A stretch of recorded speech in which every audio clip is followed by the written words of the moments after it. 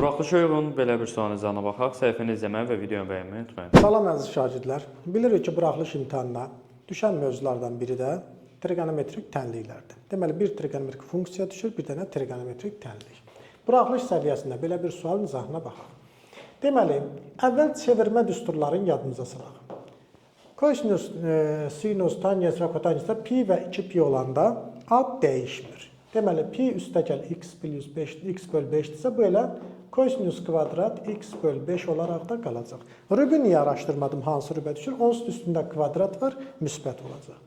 Çıxılsın, 2pi'də də ad dəyişmir. Qalır elə sinus kvadrat x böl 5 və çevirmə düsturunda bilirik ki, bunlar yox olur və yerdə bu dərəcələr özləri qalır. Bərabər 1. Alındı kosinus kvadrat çıx, sinus kvadrat. Düsturu yadımıza salaq. Kosinus kvadrat alfa çıxılsın, sinus kvadrat alfa bizə nə verir?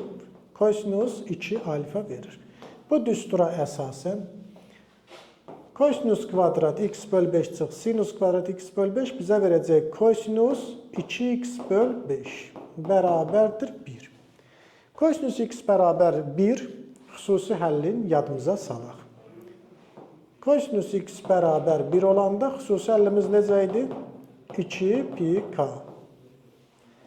Deməli, burada x-in yerinə nə durur? 2x böl 5. 2x böl 5 bərabərdir 2pi-k-ya. Buradan da x-i tapmaq üçün çarpaz vururam. Bunun məxrəci 1-dir. 2x bərabərdir. 5-i 2pi-k-ya vuranda olur 10pi-k. Buradan da x-i tapmaq üçün 10pi-k-nı 2-yə bölürük. Doğru cavabımız nə olur? 5pi-k. K da daxildir, Z, yəni K tam ədəddir. Sonda onu da qeyd edeyim ki, bizim sürət qruplarımızdan artıq dərslərimiz başlayıb. Qeydiyyatdan keçmək üçün, dərslərə qoşulmaq üçün ekranda göstərilən nömrə ilə əlaqə saxlaya bilərsiniz. Sağ olun, hər birinizə uğurlar.